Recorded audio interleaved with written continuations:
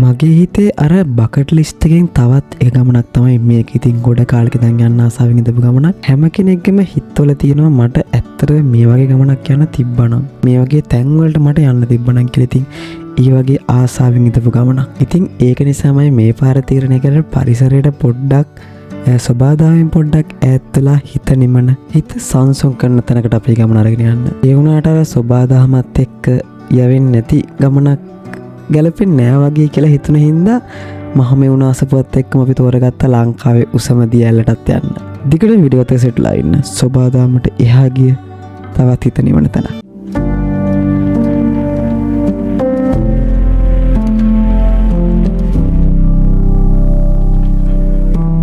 ඉතින් අන්න වැඩි කතා වුණ ඉන්ට්‍රගෙන්ම දකින්න ඇති අද ගමන කොහෙද කියලා. ඉතින් ලස්සන ගමනාන්තයක් සුපුරුදු විදිහට පටන් ගන්නවා අපේ ගමන. අපි මේ පැත්තෙන් ඉතින් හැලකොට පැත්තෙන් තමයි ගමන ආරම්භ කරන්නේ. අපි දැන් යන්න තියෙන්නේ මෙන්න මේ පැත්තට. අත ගමනට සෙට්ලා ඉන්න අපි මුදිතමල්ලි. ලෑස්ති වෙන්න දෙන්නත් එක ඉතින් ඩබල් බ්‍රිජ් පාලමෙන් මහමෙවුනා අසපුවට යන්න. ඉතින් මහමෙවුනා අසපුවට යන්න තියෙන්නේ කුඹල් වලින් තමයි මහමෙවුනා අසපුවට යන්න තියෙන්නේ. ඉතින් බලමු බලංගොඩින් කුඹල් වල ගමන කොහොමද කියලා.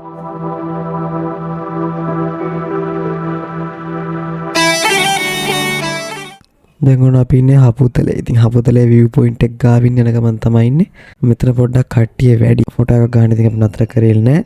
මොකද අපි ආයේ එන්න ඕනේ කුඹල් වලට ගිහිල්ලා ලංකාවේ උසම දියැල. ඉතින් බඹරකන්ද දියැලත් අපි බලන්න එන්න ඕනේ නිසා ඉතින් අපි මෙතනින් ෆොටෝස් ගන්න නතර කරේ නෑ. බලමු අපි දැන් ඉන්නේ බණ්ඩාරවල ළඟ. ඉතින් බණ්ඩාරවල ටවුන් එක පහු කරගෙන බලමු කුඹල් වලට කොහොමද අපි යන්නේ පාර කොහොමද කියලා.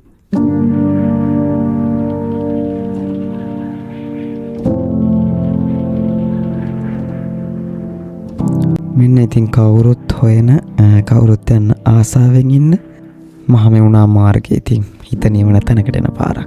මේ තියෙන්නේ බදුල්ල ටවුන් එරෙන පාර. ඉතින් අපි ආයේ මෙන්න මේ පාර ඉඳලා මෙන්න මේ උඩ පාර තමයි ඉතින් අපිට යන්න තියෙන්නේ. සුන්දර ලස්සන තැනකට. ඉතින් මහමෙවුනා සපුට අපි ගිහින් බලමු කොහමද ඒ සුන්දරත්වය කියලා.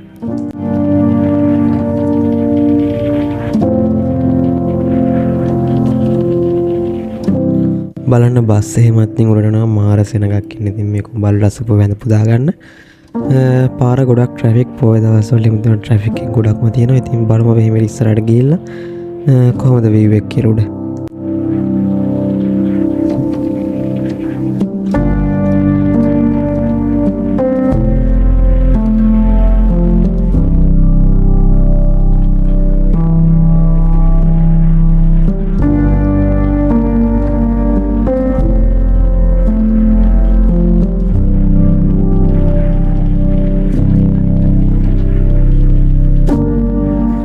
ඔන්න අපි දැන් ඇවිල්ලා තියෙන්නේ කුඹල්ලා අස්සපුව. ඉතින් මේන් ගේට් එක ගාවට ඉතින් මෙතන තමයි කුඹල්ලා අස්සපුව පටන් ගන්නෙ.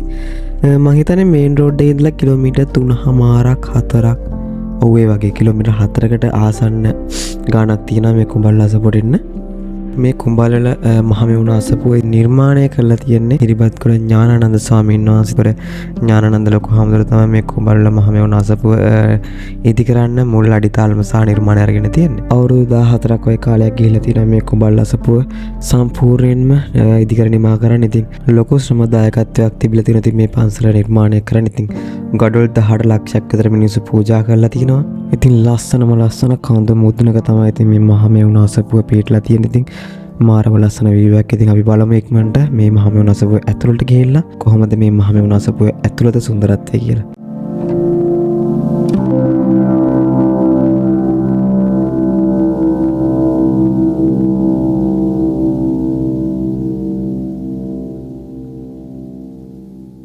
ඔයගොල්ලෝ ඉතින් වාහනය ගැන කෙනෙක් නම් ඉතින් වාහනේ දාලා මෙතන පාකින් එකේ මහමෙවුනා අස්සපුව උඩ කොටසින් තමයි ඇතුළට යන්න තියෙන. පල්ලෙහානුත් යන්න පුළුවන්.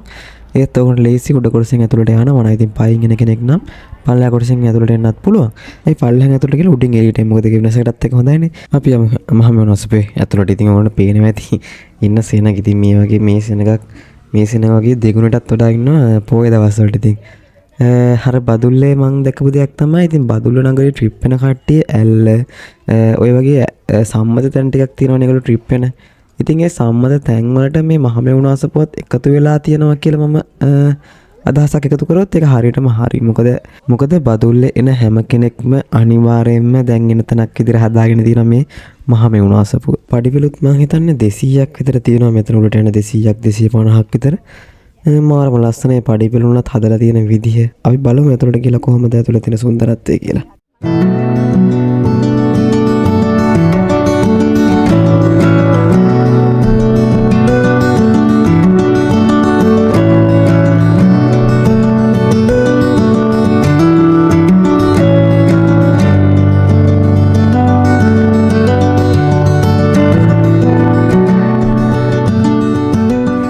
ඉතින් පේනවා ඇති මේක ඩිසයින් කරලා තියෙන විදිය. ඉතින් මහමෙවුනා අසපුව නිර්මාණ කරලා තියෙන විදිය. ඉතින් ඒක next level. මාරම ලස්සනයි. ඉතින් අමුතුම ලස්සනක් තියෙන්නේ මෙතෙන්ට ආමර පීරලා තියෙන තැනත් එක්ක. මාරම ලස්සනයි. ඉතින් ජයශ්‍රී මහ බෝධි ශාඛාවක් තමයි ඉතින් රෝපණය කරලා තියෙන්නේ. පේනවා ඇති ඔයගොල්ලන්ට ඉතින් වටේ තියෙන view එක මාරම ලස්සනට කන්දක් උඩ තියෙන පොඩි ගයක් වගේ ඉතින් මාර ලස්සන view එකක් වටේටම තියෙනවා. අපි පොඩ්ඩක් වටපිටාව ඇවිදලා බලමු කොහොමද මෙතන ලස්සන කොහොමද අපිට view එක කොහොමද පේන්නේ කියලා.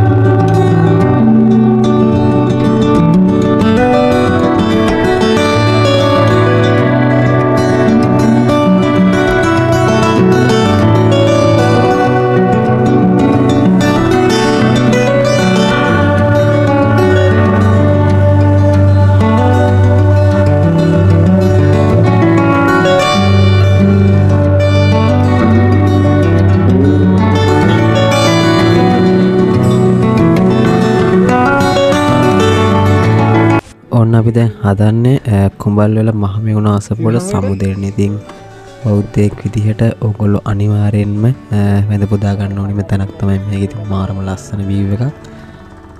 ගොඩක්ම ලස්සනයි. ඉතින් අපි බලමු පල්ලෙහාට ගිහිල්ලා යන ගමන් කොහොමද view එක තියෙන්නේ කියලා. පල්ලෙහා gate එක ගාවටත් මාරම ලස්සන view එකක් තියෙන්නේ. කුඹල්වල අසපුවේ කියන්නේ පල්ලෙහා කුඹල්වල අසපුවේ පන්සලට entrance එක තියෙන තැන තමයි මාරම ලස්සන view එකක් තියෙන්නේ. අපි යන් හිමීට පල්ලෙහාට මෙතන බයික් වලින් යනට තමයි ඉතින් විශේෂයෙන්ම කියන්න ඕනේ ගොඩක්ම සැලකිලිමත් වෙන්න ඕනේ. ඉතින් බයික් වල යනවා නම් ඒ කියන්නේ පාර පොඩ්ඩක් පොඩි. ඉතින් බස් එහෙමත් යනවා. ඉතින් බස් ඔය වංගු එහෙම ගන්නකොට පොඩ්ඩක් ඈතින් ගන්න. ඉතින් ඒ ගැන සැලකිලිමත් වෙන්නත් ඕනි. ඒක අර ලොකුම ප්‍රශ්නේ තියෙන ලොකු බෑගුමක් තියෙන හින්දා ඉතින් ඒක තමයි ලොකුම අවදානම. බයික් වල නඩ දෙය ප්‍රශ්න නැද්ද? යන් පිටින් පරිස්සමට එන්න පුළුවන්. මෙතනින් තමයි පන්සල ලස්සනටම පේන්නේ. ඒ කියන්නේ මහමෙවුනා අසපුව මෙන්න මේ view එකේ තමයි ලස්සනටම පේන්නේ. ඉතින් මාරම ලස්සනයි පේනවා. ඉතින් ඔයගොල්ලන්ට ඒක වෙනම එකක්. ඉතින් ගොඩක් වයිරල් වුණ වීඩියෝස් තියෙන මෙන්න මෙතන ෂූට් කරපුවා තමයි. ඉතින් අපිත් ඉතින් සමුදෙන්න තමයි යන්නේ කුඹල්වල මහමෙවුනා අසපුවට. අපිත් ප්‍රාර්ථනා කරනවා වැඩියෙන් කට්ටියට මේ කුඹල්වල අසපුව වැඳ පුදා ගන්න අවස්ථාව හම්බෙන්න කියලා. අපි යන් ලංකාවේ උසම දියැල්ල හොයාගෙන බමර කන්දැල්ල. ඉතින් අපි යන් බලවලට ගිහිල්ලා බදුල්ල පැත්තට නැතුව අපි ආයෙන අපි ආව පැත්තට, ඒ කියන්නේ බලංගොඩ පැත්තට. ඒ අපි යන් කාලු පහන හන්දියෙන් තමයි යන්න ඕනේ ඇතුළට. ඉතින් මතක ඇති යකාගේ පඩිපෙළ වීඩියෝ එක බලපු කට්ටියට අපි බලංගොඩ පාස් කරලා කලු පහන හන්දියෙන් ඇතුළට දානවා යකාගේ පඩිපෙළට යන්න. ඉතින් ඒ පාර තමයි අපිට යන්න තියෙන්නේ ලංකාවේ උසම දියැල්ල බමර කන්ද දියැල්ල. ඉතින් අපි ගිහින් බලමු කොහොමද එතන සුන්දරත්වය කියලා.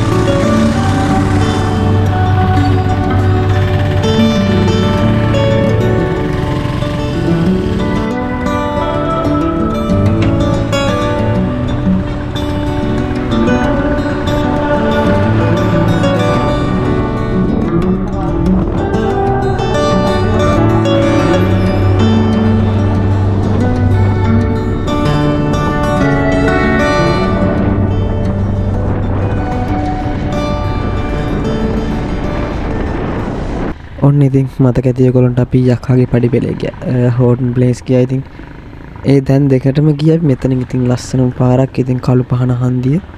කළු පහන හන්දියෙන් ඇතුළ කියන්නේ ට්‍රැවල් කරන අයගේ දිව්‍ය ලෝකයක්. ඉතින් මාරම ලස්සන පළාතක් මේ පැත්ත. අපි ගිහින් බලමු දිව්‍ය ලෝකේ යන පාර ඇතුළට කොහොමද කළු පහන හන්දියෙන් ඇතුළේ සුන්දරත්වය කියලා.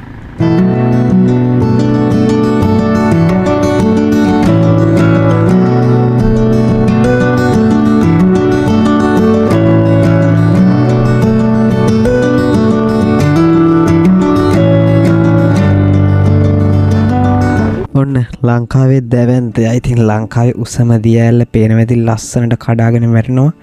ඉතින් මෙන්න මෙතනින් මෙන්න මේ විදිහට ඉතින් මාරම ලස්සන වීව් එකක්. ඉතින් මෙතන තියෙන පොඩි කඩෙත් වෙනම එකක්. ඉතින් මේ වගේ තැනක මේ වගේ කඩයක් දාගෙන ඉන්නවා කියන්නේ ඒක වෙනම ආතල්ලයක් වෙන්න ඉතින් දුෂ්කරතා ඇති. ඉතින් ඒක වෙනම දෙයක්.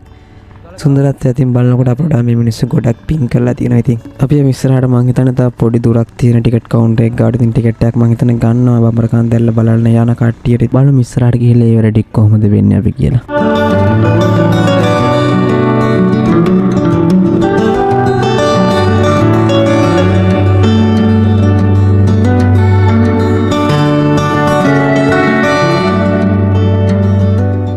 ටිකට් දෙයක් ගත්ත රුපියල් 50යි ටිකට් එකක් එක්කෙනෙක්ට. ඉතින් අවුලක් නැහැ.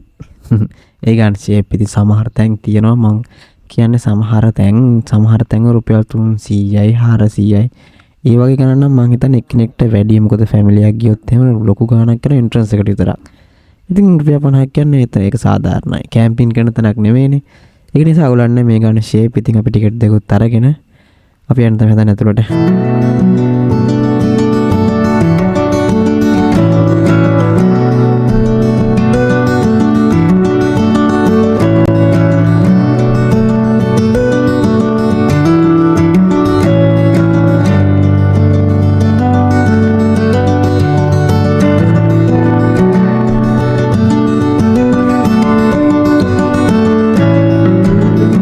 පේනවා ඉතින් ලස්සනට කඩාගෙන වැටෙනවා බඹරකඳ දියඇල්ල. ඉතින් ලංකාවේ තියෙන උසම දියඇල්ල මාරම ලස්සනයි. ඉතින් අපි ගිහින් බලමු ළඟට. දුරට මෙච්චර ලස්සන වීව් එකක් තියෙනවා නම් ළඟට කොහොමද වීව් එක කියලා.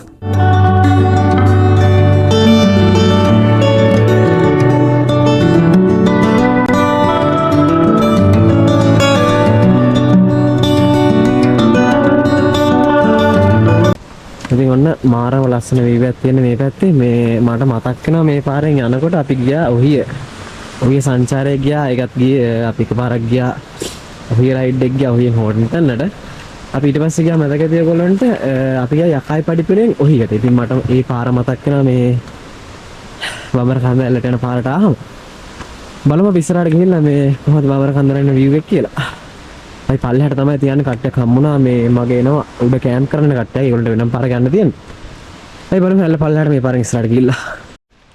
ඉතින් තා පොඩි දුර යන්න තියෙන්නේ මේ තේන තියල්ල වැටෙනවා. ඉතින් මාරම ලස්සනයි.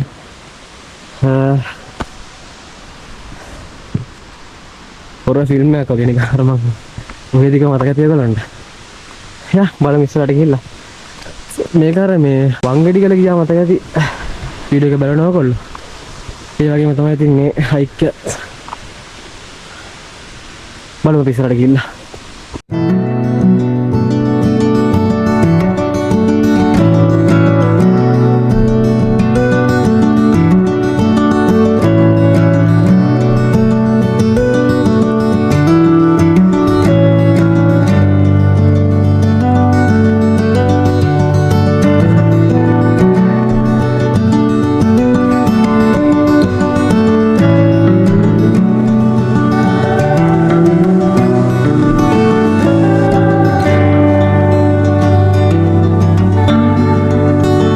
ඔයගොල්ලන්ට පේන ඇති බඹරකඳ දියඇල්ල පල්ලෙහාට තියෙන වීව් එක. ඉතින් මාරම ලස්සනට මේදු මේ හරියට නිකන් මෙනවා.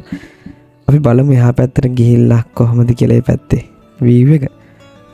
මාරම ලස්සනයි. ඉතින් ඒක වෙනම එකක්. ඉතින් මම ගොඩක් ආසාවෙන් ඉන්නවා බඹරකඳුට කැම්පින් එකට. ඉතින් ඒක ඉස්සරහට අනිවාර්යෙන් කරන්න හිතාගෙන ඉන්නවා.